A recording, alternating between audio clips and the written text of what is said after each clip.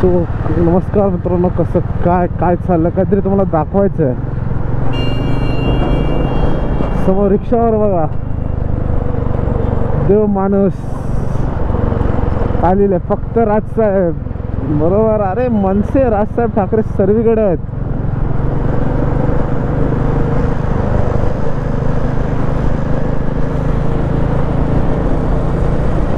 मनसेची रिक्षा एकदम असं वाटतं मनसेची रिक्षा आहे. राज ठाकरे वगैरे त्यांचा फोटो लावला आणि महाराष्ट्र नवनिर्माण सेना लिहिला त्यांनी डोरवर. भारी वाटतं यार असं मराठी माणूस सपोर्ट. आता माहीत नाही मराठी आहेत की नाही, पण बघण्यावर तरी मराठी वाटत होते. पण आपला मराठी माणूस असा कोणत्या तरी चांगल्या व्यक्तीला सपोर्ट करत असेल ना, खूप चांगलं वाटतं. आता ना की त्यांना कोणी मनसेनी पैसे वगैरे दिले असतील किंवा काय दिले असतील, पण तरी पण बघा ना किती मस्तपणे एकदम रिक्षा मेंटेन पण केलेली आहे. मेन म्हणजे रिक्षा मेंटेन पण केलेली. मला दिसलं अचानक, पण बोललो कॅमेरा चालू करून दाखवायला पाहिजे तुम्हाला. तर भारी वाटलं. आणि ना थोडंसं आपलं काय बोलतात, निवडणुकीच्या टायमाला झाल्या आता काही गोष्टी. आता नाही बोलू शकत आपण त्या गोष्टी परत रिटर्न. तुम्हाला माहीतच असेल महाराष्ट्रामध्ये काय झालं ते निवडणुकीच्या टायमाला. पण काय करणार लोक, आपण नाही बोलू शकत हो त्या गोष्टीवर. लोकांना समजायला पाहिजे ते जर राजसाहेब आले असते तर किती फायदा झाला असता ना, किती फरक पडला असता तो जर राजसाहेब आले असते निवडून. तर म्हणजे काय दुर्भाग्य बोलतात ना ते, जो एक नंबर पिक्चर आहे राजसाहेबांवर पिक्चर आहे, त्यात डायलॉग होता ना की महाराष्ट्राचा दुर्दैव आहे की राजसाहेबांसारखा माणूस असून सुद्धा जो सत्तेत नाही आहे. आणि खरीच गोष्ट ही, जर महाराष्ट्राच्या ह्याच्यात सत्तेत असते राजसाहेब, खूप चांगल्या गोष्टी केल्या असतात. विचार करा, जर त्यांच्याकडे तर सत्ता नाही आहे तरी ते एवढ्या गोष्टी करू शकतात. जर त्यांच्याकडे सत्ता असती तर काय करतील ते आपण विचार पण नाही करू शकत. ते जे परप्रांतीय आहेत ना, हे बाहेरची लोक जे अतिक्रमण करतात किंवा काही पण ज्या गोष्टी होत आहेत ना, सर्व बंद सर्व बंद. ते आले ना, काय बोलतात शासनात आले ना, तर 2 महिन्यात सर्व गोष्टीचा क्लिअर नाही निवाडा होईल. पण आपली महाराष्ट्राची लोकांना काही गोष्टी समजत नाही कधी. छोट्या मोठ्याच्या आमिषासाठी विकले जातात लोक. तर काय बोलणार आपण त्यांना. खूप बोलू नाही शकत का, ऑप्शन नाही आपल्याकडे त्या गोष्टीवर. मित्रांनो, दुसऱ्यांना अक्कल शिकवायचे आणि स्वतः पोलीस ऑफिसर्स वगैरे आहेत ते स्वतःने हेल्मेट नाही घेतलं. बघा ना, स्वतःनेच हेल्मेट नाही घातलं, दुसऱ्यांना अक्कल शिकवायची, स्वतःच हेल्मेट नाही घालत. बात तर सही आहे. काय म्हणजे सर्वात गोष्टीत मित्रांनो काय बोलतात ना, करप्शन आहे किंवा काही गोष्टी आहेत. आणि हे बघा, आता त्याने पुढच्या ऑफिसरनी जॅकेट घातलं आहे, पुढच्या ऑफिसरने जॅकेट नाही घातलं आहे. जॅकेट घातल्यावर याचा अर्थ होतो की ते आपला काय बोलतात ऑफ ड्युटी आहेत, बरोबर. जॅकेट घातल्यानंतर. आणि जॅकेट नसेल तर ते ऑन ड्युटी असतात. व जर ते ऑन ड्युटीवाले ठीक आहे पाठचे आहेत, त्यांना सोडून देऊ आपण. चला की 2 हेल्मेट चढून नसेल इथे लागलं मुंबईत, काही ठिकाणी लागलं असेल पण इथे नसेल लागलं, चला आपण असा विचार करू.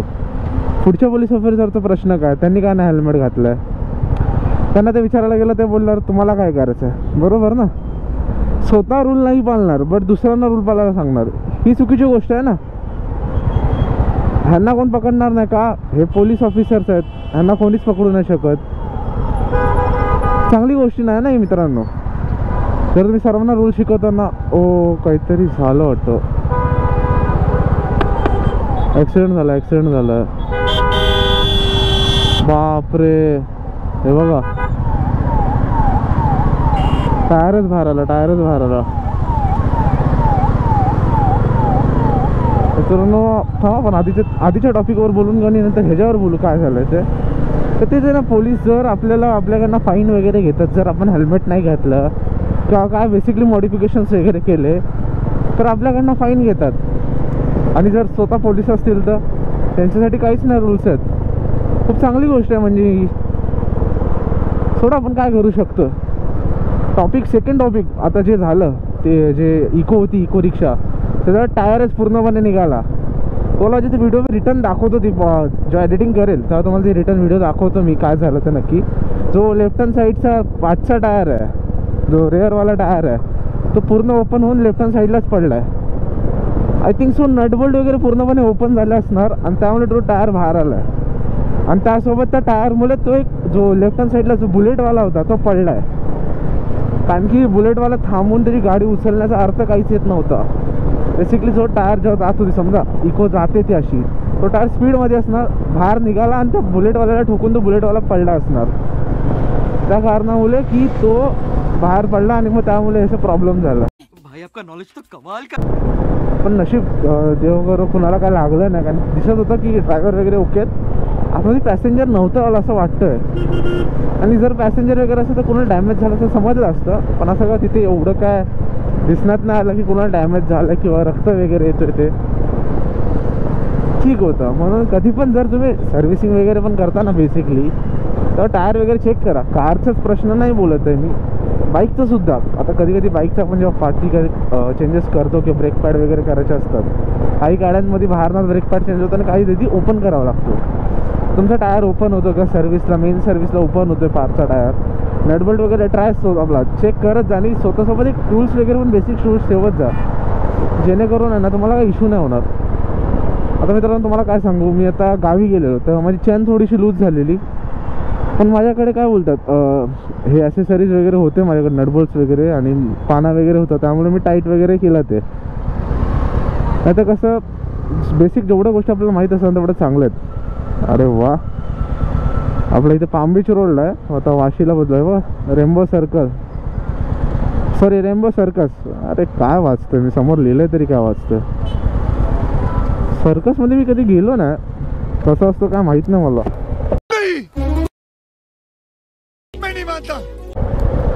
जायचं मला एकदा सर्कसमध्ये, पण कसं असतं ते आहे ना. तुम्ही बोले अरे त्यांना आपली वाटबोडी जोकर हो. आता कसं मित्र सर्व बोलू शकतात, मी जोकरचा हेल्मेट घेतलाय ना, तर बोलू शकतात त्यांना तू तर जोकरच आहेस. ज्याला समजतो मित्रांनो त्याला समजतो की मी तो हेल्मेट का घेतला आणि काय तो आहे तो माझ्यासाठी. क्लाउन बनणं एक वेगळं असतो आणि एक जोकर बनणं एक फरक असतो. आप क्रोनोलॉजी समझ लीजिए. ज्यांनी की डीसीचं बघितलं असेल जोकर मूवी, त्या लोकांना माहिती आहे जोकर काय कॅरेक्टर आहे. हे इंस्टाग्रामवर किंवा तुम्ही ह्या रीलवर बघून बघितला तो जोकर वगैरे किंवा जोकर स्माइल वगैरे, ते साले छपरी आहेत सर्व. रिअल तुम्ही जोकर मूवी बघाल ना तर तुम्हाला समजेल की जोकरचं काय एवढं तारीफ करतोय ते. मला रिअल लाईफचा जो जोकर, रिअल लाईफ मीन्स मूवीमधला जोकर मला खूप आवडला. मला त्याचा कॅरेक्टर वगैरे पण खूप चांगलं वाटलं.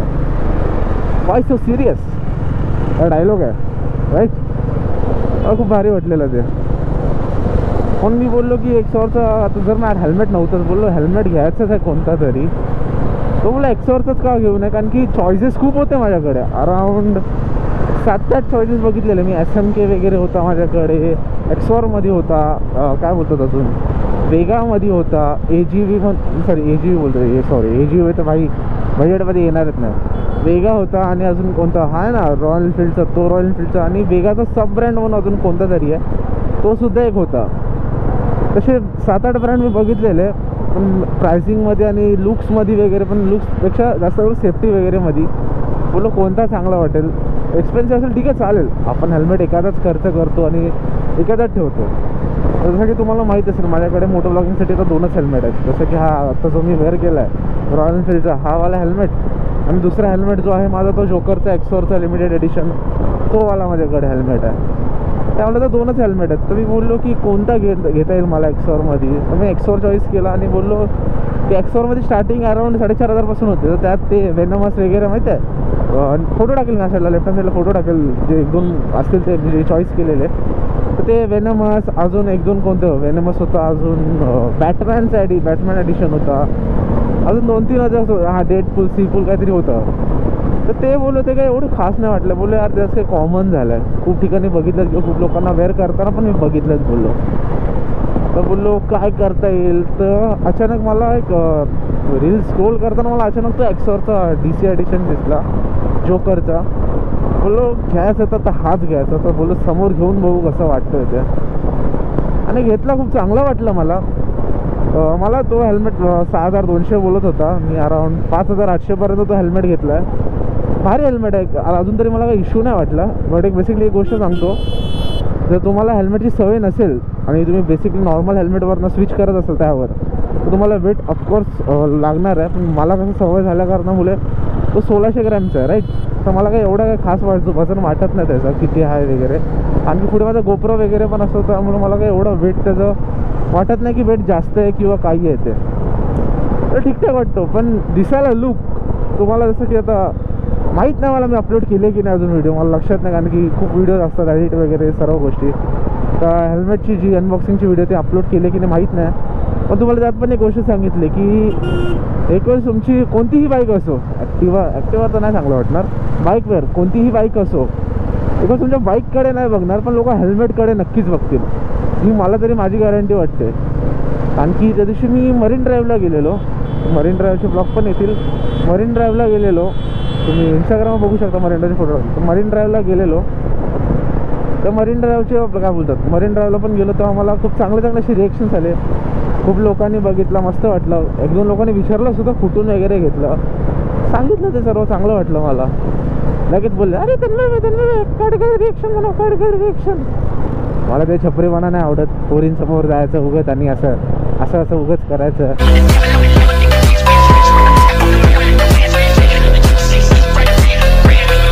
रिएक्शनसाठी ते कूल विल समजतात ते लोक आपल्याला. आता जे काय बोललं ते मला आता परत डीप करावं लागणार, काय करणार. वाजलं 6:50, कॉलेजवरनं सुटलो कितीला मी, 6:10ला सुटलो कॉलेजवरनं. आता कॅन्टीनमध्ये टाइमपास करत बसलो, चाय वगैरे पियालो आणि मग आता घरी निघालो.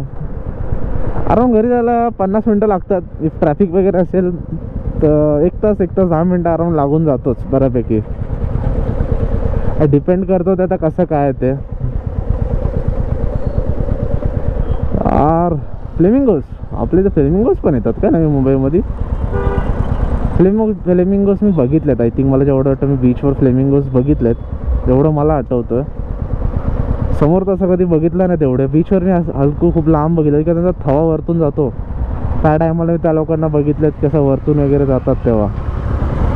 आता बाकी असं नॉर्मली मी कधीच त्यांना बघितलं नाही की फ्लेमिंगो जातात वगैरे. ते लोकांना काय दुनियाची घाई असते बघा ना.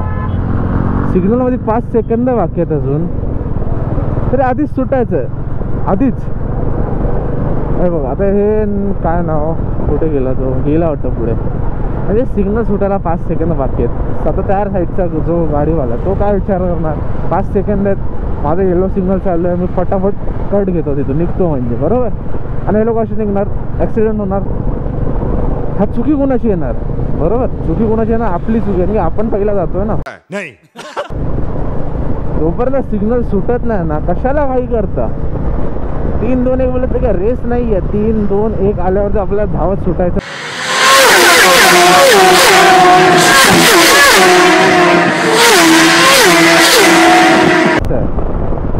वेट करा ना यार, छोट्या शाळेने यांना तुमचा जीव वाचू शकतो कधी पण, एवढा लक्षात ठेवा. आणि 3 सेकंदांनी किंवा 10 सेकंदांनी नका तुमचा एवढा मोठा टाईम तुमचा वेस्ट नाही होत आहे. थोडा वेट करा, काय इश्यू आहे, थोडा वेट करा ना. उगाच घाई करण्यात आणि ॲक्सिडेंट होण्यात, आधीच रोड ॲक्सिडेंट खूप होतात मित्रांनो.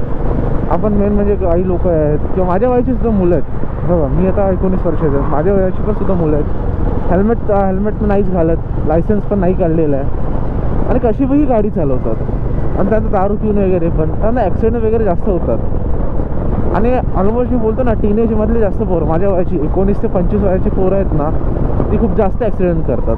हे बघा, आता मी क्रॉस करायचा प्रयत्न केला असता, मी पोचलोच नसतो ना, म्हणून मी थांबलो का, आता जेणेकरून तो समोर तो बाईकवाला पण होता, थांबला ना.